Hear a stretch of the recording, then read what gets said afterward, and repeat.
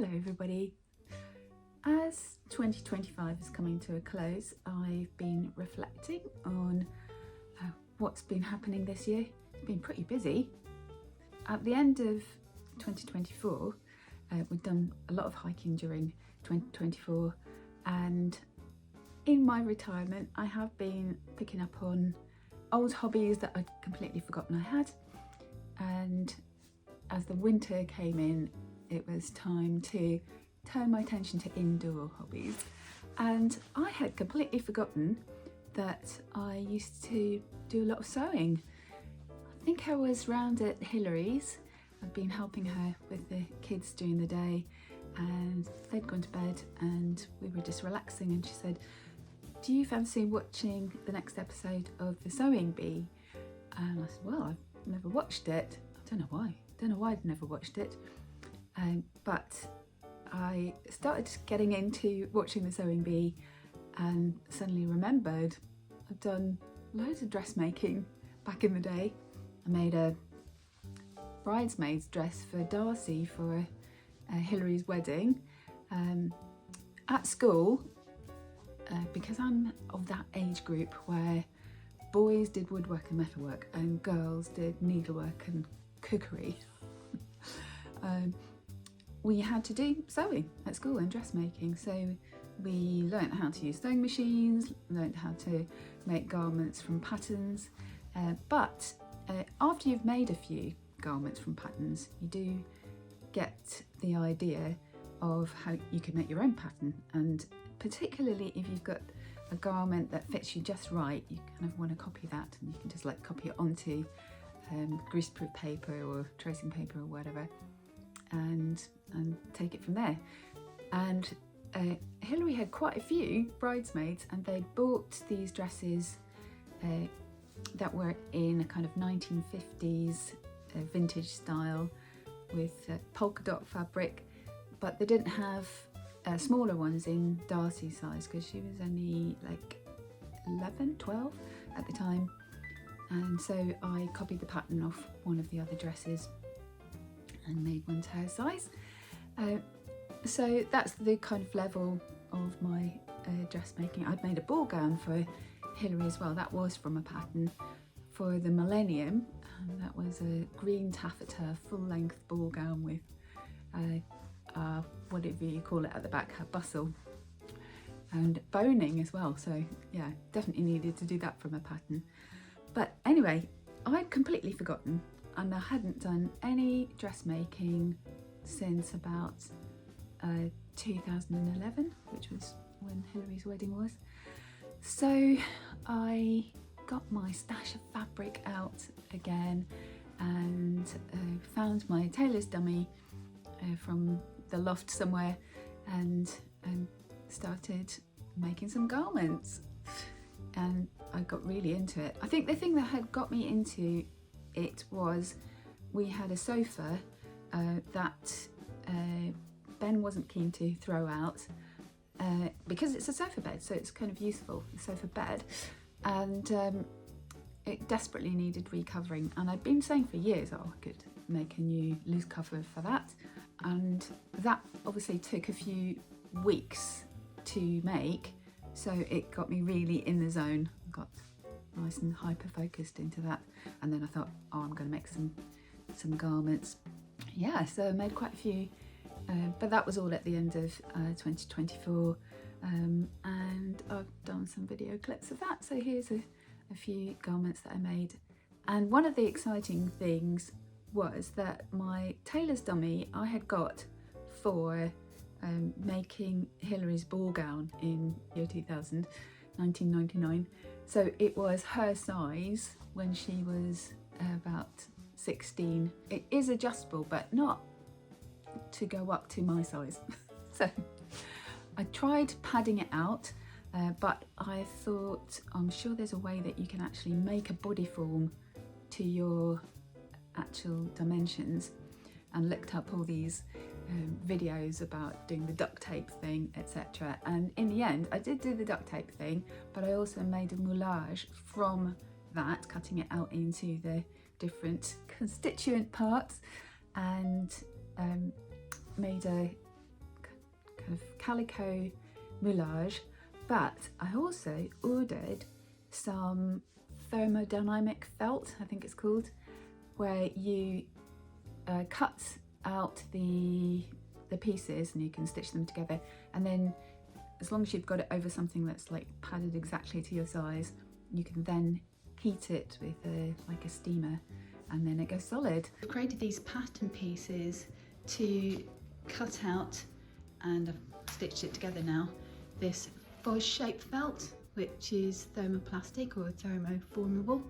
So I have just been doing the last measurements and seeing where I need to pad out the body form a bit more before I then activate the thermoplastic to make it solid.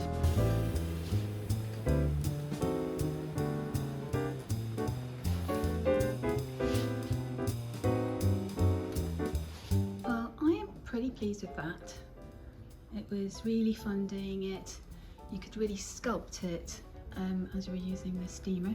So that was quite fun as well. I did a zip up the back, so I just was able to slot it over the top of the tailor's dummy that I've got. So yeah, that was quite a fun project. Anyway, since then I haven't sewn a stitch. I've got back into the hiking and doing a lot of outdoor stuff and just haven't had the time or got round to doing any sewing this year. But in January of this year we got started with a project that we've kind of had on the back burner, on the do-it list for a long time, which is to sort out the garden at our rental property in London. The next door neighbours were very keen to sort out all the trees and shrubs that had self-seeded over the years on the boundary of our properties, and just get rid of them all and put in a new fence. It was difficult to get a fence put in because of all these different trees that some had been planted and had got very overgrown. Like there was a bay tree which had grown to about 70 foot, and neither of us know whose it actually was, and neither of us wanted to hang on to it. So we got a tree surgeon type person in, and they chopped them all down, got all the roots up, and they were also fencing specialists and got proper fencing put in around that garden. So that got things started. But then in February I went to Spain with my best mate Debbie, and I had a lovely time staying at the property that they've got in Spain and going for hikes around Frigliana. Next time I'll take you on this hike, although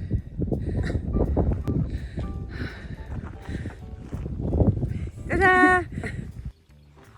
Can't breathe. Should we keep going up? Just for a bit then. I can't believe this is the way to Torah. And just spending time with my best mate, that was really lovely. Then coming back to the UK, we were scheduled to go to Costa Rica with Louis and Raya in March, and before we went I really needed to get on with the landscaping at the rental property in London a bit more, and I hired a jackhammer, and because we'd had this shed, and that was one of the things that we'd managed to do in 2024 as well, is actually get rid of this shed. It was there when we bought the property. It wasn't just a shed, it was like a barn. It was huge. The guy used it as a workshop, I think, but we've had that property for nearly 20 years and it was already dilapidated when we bought the property, and it was just getting worse and worse. So we had that taken down, but there was a very solid concrete base, much too high a mix of cement to sand.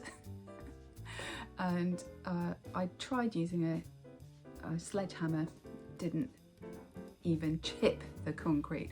So I hired a jackhammer and did as much of it as I could and cleared as much of it as possible. Just a quick check-in, re what's happening with the garden. I had a go at breaking up this concrete with a sledgehammer and it was not budging. So I've hired a breaker I was a little bit terrified, but I watched lots of training videos and I got all the right gear. I got some steel toe cap boots, I got my ear defenders and goggles, and really tough trousers on, and it's going quite well. Ready for levelling out to lay a patio, and also to either seed a lawn or get some turf in. We were going to make up our minds about that as we saw how it was panning out. I did a bit of that in February, then we went to Costa Rica in March, and in the middle, I think we were away for about 3.5 weeks, but in the middle we had a week in Guatemala together. And when it was my birthday, we hiked up a mountain next to this volcano called Acatenango, or maybe the hill we hiked up was Acatenango, and you get a view of this volcano. That was pretty challenging.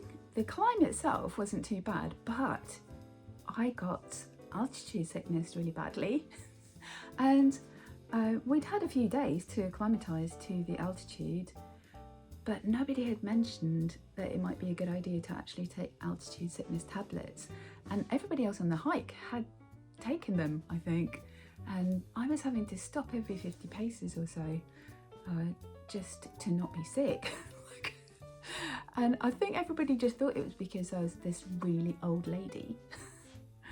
I think the way I was walking made me just look ancient, and once we got to the top I was fine, and then somebody gave me an altitude sickness tablet and I was fine as well, but I did sort of say, oh, it's my birthday, and everybody else was these young backpackers in their 20s, and this one guy said, if you don't mind me asking, how old are you? Like, I felt really, really ancient, but that was quite a fun thing to do on my birthday.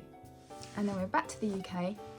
Oh, actually, during our time in Costa Rica, we would tend to wake up a bit earlier than Louis and Raya and Neo, and I would get a chance to do some journaling, and I also started planning our route for the Cape Wrath Trail. So that was our kind of chosen challenge for the year. We'd done the West Highland Way the year before, and the Cape Wrath Trail is much more challenging. It's 230 miles as opposed to just under 100 miles, and I mean, YouTube's great. People document their trips and adventures, and you get a proper idea of what it's going to be like. And of course I've got the Harvey maps as well and the guidebook, but with the Cape Wrath Trail you can kind of choose your own route. So I spent the time doing that and mapping it out on OS Maps so that we would be able to follow the route on our phones, and obviously we had the Harvey maps as well and a compass. So that was really good to have the time to do that detailed planning. And when we got back from Costa Rica, I'd also worked out a training plan.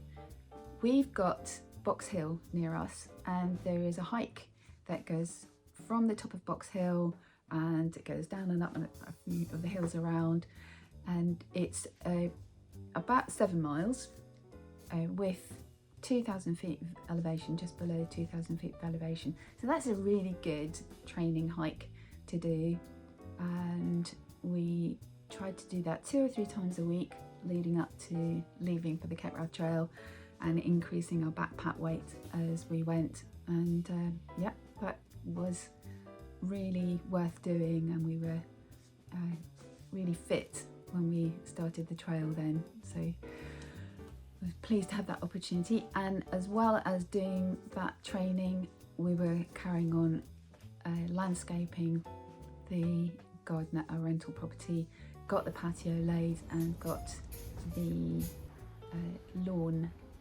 done as well. And then in May we set off in the camper van up to Scotland.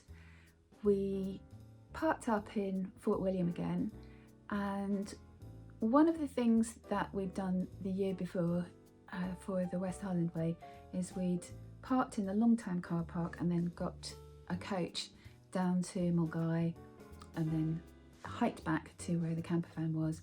And I couldn't understand why we'd got a parking ticket, because I'd made sure we were parked in the right place for camper vans, etc. And this time we parked at Fort William, hiked to Cape Wrath and then got buses and trains back, and we got parking tickets again. And I hadn't realised you can't park a camper van in the long-term car park, so be warned. Where everybody is saying, oh, it's really cool, you can get a season ticket and park in the long-term car park when you're doing hiking and climbing in Fort William. Not if you've got a camper van. You'll have to make other arrangements. Anyway, we set off, got the ferry across to Cumsnagle. I don't know if that's how you pronounce it. And then hiked down to Cona Glen and went up through Cona Glen, camped there for the first night, then through to Glenfinnan and so on and so forth. And we planned it out to be 21 days of hiking. We had a rest day in Ullapool and it was amazing. We had incredible weather. There were 16 days of cloudless skies. And then once we got to Inchnadanf, we knew that the weather was going to change and we were prepared for it. It was quite severe. We were climbing up quite high after Inchnadanf and Ben got blown over at one point and you couldn't really see. It was like cloudy and windy and rainy. And we stayed in Glen Coolbothy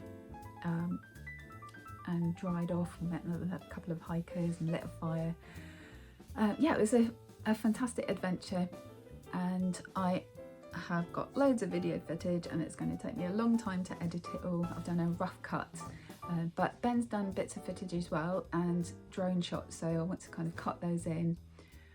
I think I need to try and do like a one video overview as well, rather than like so many kind of detailed daily vlogs, but yeah, for our record and our memory, it's nice to have those daily ones as well.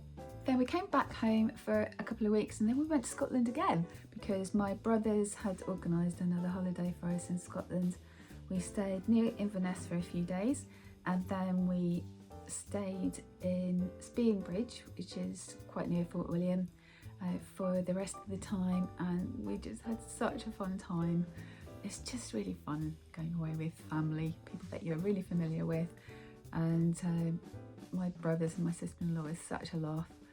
We just had a really good time, and we climbed another Munro. We went to Karur and had a meal in the bistro that has been converted from the station house.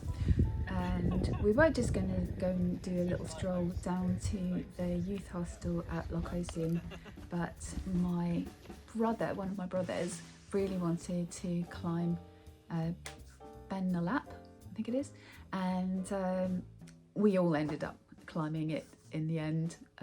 Some of us didn't have quite the right equipment. I felt really sorry for my sister-in-law who got her feet really wet because she was wearing trainers and it's so boggy in those places. But we did have fun and it was, again, amazing views from the top.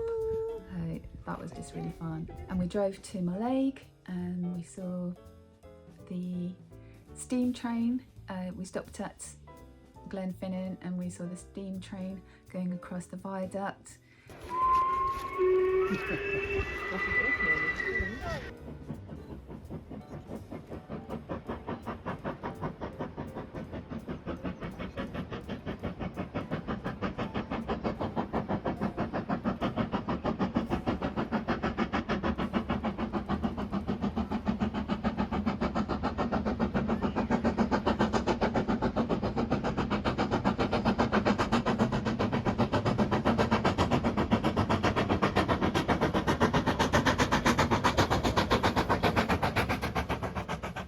We saw the steam train again when we got to Mallaig.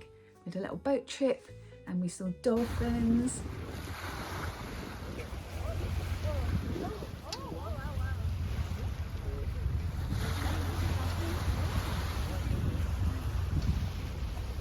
And it was so amazing on this little boat trip because we came round by Barrisdale Bay and, you know, saw a view of, you know, where we had hiked, you know, through Knoydart the month before, and it was just, yeah, brought back lots of fantastic memories, and that was beautiful. With being retired, I'm of course more available for lots of grandparent duty, and that's just such a joy to be able to spend time with the grandchildren. And I spent quite a lot of time with Neo because Louis was doing a big challenge before their next baby arrived. She was due in August, so Raya was almost due and Louis was off, and Ben had to go and help him as well, because if you've watched Louis's videos, this trailer that he was hoping to take on this electric scooter for all the solar panels to power the electric scooter didn't quite work out, so he went to be a support vehicle, and I went and stayed with Raya and helped out with Neo, and Neo and I had some really fun trips to farms and on the train to the Railway Museum in Brighton. Hello. Do you want to press it again? Yeah! Did really fun grandma and grandson adventures.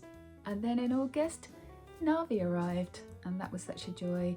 And we took the other grandchildren down to meet Navi, and we'd had a little camper van trip with our older granddaughter, which was really fun and such a joy to spend time with her. She's 8 now and getting almost teenagery, and that was very lovely. And it's just so lovely to see one set of grandchildren interacting with the other set, and they just all adore each other, and it's lovely to see them together.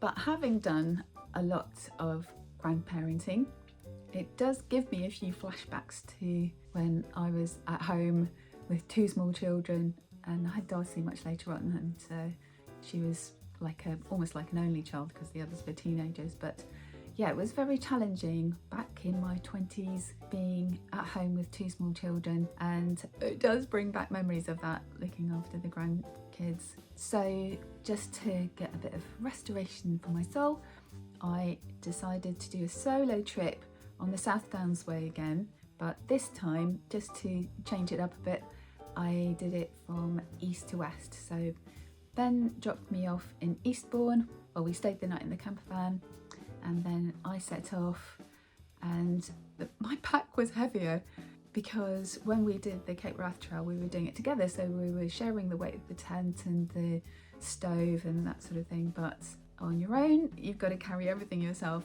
and I tried to get my pack weight down, but even though I had a lightweight sleeping bag, it was, I think, over 30 pounds, I think, and I really felt it. But again, the weather was amazing, and it was really good to do it solo, and having got so much fitter having done the Cape Wrath Trail, where the first time I'd done it 2 years ago, I ended up having to get Ben to come and rescue me and meet me for, I think it was night 4, and then night 5 I stayed at Louis, and then Ben met me for night 6 again, so that I didn't have to carry all the camping gear as well. But this time I did it. I carried all the camping gear. I stayed in campsites most of the way, but around the area of Storrington, there's a very long gap between campsites, and I did do some wild camping, which was slightly scary. I was trying to get to this bunkhouse, but my legs were just giving out, and I discovered a wildflower field.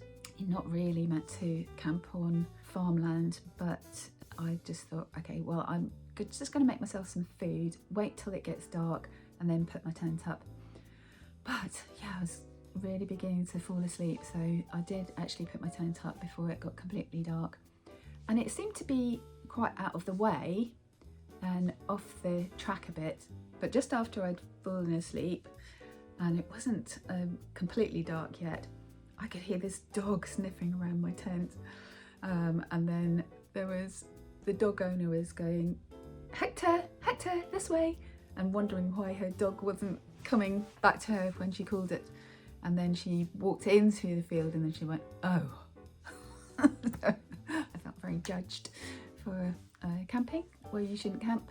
But of course I left no trace, and it was a beautiful spot to camp and it was a beautiful view. But everywhere else I booked campsites. And then in September we had another adventure. We went on a bike packing trip to France. We planned to do the Loire à vélo. Most people do it from Nevers in the middle of France to the Atlantic coast, and we decided to start at the Atlantic and go upstream. It's not really much elevation, so although it's downhill the other way, you then do meet offshore winds, or onshore, or whatever they are. Anyway, blowing from the Atlantic, which can make cycling a bit tougher. So we parked up the camper van. We were very careful to make sure we were somewhere we weren't going to get a ticket. Apparently in France, if you leave a vehicle for more than 5 days, it's considered to be abandoned and it can get towed. So we parked up in a bay that's 4 camper vans, and we went and informed the police. So the police were notified, but also we thought we might not even be there for more than 5 days because we could see that the weather was going to turn. So we were planning to do it over 14 days, but we were also thinking we're not going to do it if it's pouring with rain and we could see that the weather was going to turn. And sure enough, we got as far as Blois and then called it a day because it was just pouring with rain. But that was really fun as well.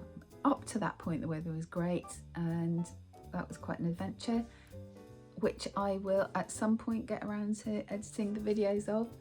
Highlights were, we got to Nantes and we were looking at all these lovely riverside bars and thinking, yeah, let's go and have a beer and look at the river. And then we spotted this elephant. It's the mechanical elephant. We went to see it in London, and they were taking it through the streets along with this like girl marionette, giant kind of mechanical thing. And I didn't realise that this elephant actually, its home is in Nantes. So we cycled over and we watched that marching around, and you can get on there for a ride and it sprays water. That was really spectacular.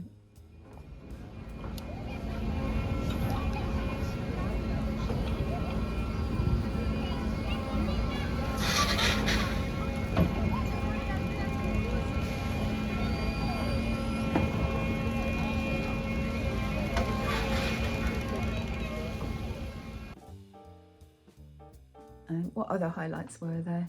Just the beauty of cycling by the river. I don't know.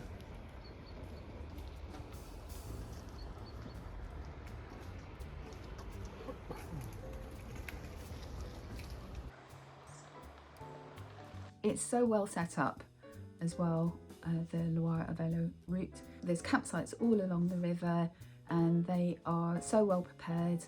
You go in and you say, have you got room for a small tent and 2 bikes? And they all have a specific area that's for the cyclists, that usually has a picnic table as well, somewhere to lock up your bikes. And they either have like a little cabin or a kind of marquee tent thing with a fridge and a microwave and a kettle for the cyclists so that they can prepare their food, etc. So really well set up, and we felt really well looked after, and yeah, very welcomed. By the time October came around, we thought, right, we really need to see some of our friends. So we did a lot of catching up with friends in October, which was lovely, just meeting up for dinner or going and visiting them. Yeah, just making sure we nurture all our long-standing friendships. We've carried on going to ballroom dancing as well, and our class has merged with another class, and it's a very social group, so that's been really fun, and we always go to the pub afterwards, and there are a number of social events that happen throughout the year that you get dressed up for and have a really fun time. Not that we're like really expert at ballroom dancing or anything, we just know the basics, and it's just a really good laugh. At the end of November or the beginning of December, we always have a party.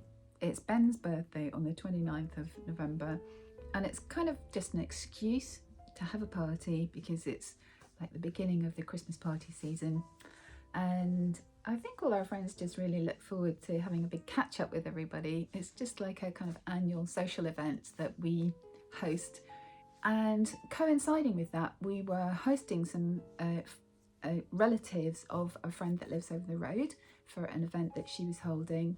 And one of the things that we've been thinking we really need to try and do is, because we've got experience of running an Airbnb at our rental property in London that's being rented out to tenants at the moment, but we've run that as an Airbnb. Why, if we're off on big adventures, should we leave our house empty? And it would be great to get it to the level of being able to let out on Airbnb. So with hosting lots of guests and having a party, I managed to do a really solid amount of decluttering. I spent about 8 days, I think, because Ben was away with his siblings on a holiday, and I really managed to address a lot of the areas that I'm particularly responsible for, and did lots of trips to the tip and took lots of things to the charity shops, and really tried to get on top of that. So I feel like I've made a dent in that and moved things a bit of a step forward towards being able to get our residential property on Airbnb while we're away. So that will fund our trips. And then we had the party, which was really fun, and it was really fun hosting our neighbours' cousins, and they're from France, and they brought us some lovely French wine, and we had a lovely time with them as well. And then December has been just pretty much getting ready for Christmas. I've also been beginning to edit the Cape Wrath Trail videos. There's a lot of footage though, so I'm not quite sure when I'll get all that done. Then there's the South Downs Way videos as well, and the Loire Vela videos. We'll get around to those eventually. I was quite encouraged the other day when there's a YouTube channel that those of you who do adventuring and watch those kind of videos will know, Fit for Adventure, I can't remember her name, I will sort it here, posted what she's editing at the moment, and she's got trips from 2023 that she's still editing, so that encouraged me. But yeah, if you're busy doing the adventures, you don't always have time to edit the videos, and you'll get around to them at some point, and they're not really time bound. They're going to be useful for people who want to do those trips at any time. Yeah, so I am starting to think about adventures for the year coming up. I would like to climb some more Munros. Having done the Cape Wrath Trail and going in between all the mountains, I want to climb them. Rather than going through all the bogs at the bottom, I want to actually go up and see the views. And it was a really amazing experience as well, to go past all those mountains and think, my dad was here, oh my dad was here, and my dad was here, and here, and here. And we kept meeting people doing Munros because the weather was so good. So anybody that you met that was Scottish, they were doing Munros. I think when the sun comes out, they're like, oh, we can bag some more Munros, and they're off into the hills. So I'm getting excited about that and making a little plan for that. And I think Ben would be quite keen to finish the Loire Vela. Maybe we'll start from Nevers this time and finish up at Blois. I was watching a video of the West Highland Way. I'll link the videos here. It's a guy called Simon, he's Polish, with a very Scottish accent, which was fun. I watched it right to the end, and they're in the car park at Fort William where they left their car, because you can leave cars in the long-term car park, just not camper vans. And there was an engine running and I was thinking, is it their engine running? And he was interviewing his dad and his dad's friend who he'd done the hike with, and then panned the camera around to himself, and in the background is Ben standing next to our camper van. Hilarious. And it's our camper van making the noise because we couldn't get it started. Once we got to the car park, we had to call the AA out to jump start it, and we were just like recharging the engine by running it for a bit. So that's crazy. And I think I am going to do the West Highland Way again as well, but I'm going to do it with a friend who would really like to get into hiking. So that will be fun. So lots of fun things to plan for next year. Haven't actually made any solid plans, apart from the fact that in a few days we will be going to Costa Rica with Louis and Raya. So we're actually taking off like with them so that we can help out with the kids. Little Navi is just so sweet. She's so smiley. And Neo's adorable as well, but they are hard work. Little kids are hard work. And so we're going to help with that. And that will be for most of January.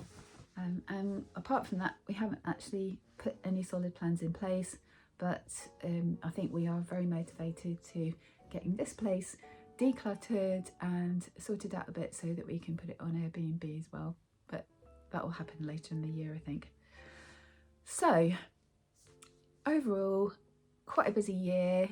This video is not really a kind of one about what's going on in my head. I might make a video about that separately as a kind of follow-up from my adjusting to retirement video. You just keep learning stuff all the time in life and learning new things, and you know, personal development, it never stops really. So I might do a chatty video about that sort of thing and the new challenges that arise from my age group, which I hadn't anticipated at all, and how I'm navigating that. But yeah, in general, it's been a fun, adventurous year, and I'm looking forward to lots of adventures and fun with the grandchildren and friends in the coming year. I hope you had a great Christmas and have a great New Year. See you soon.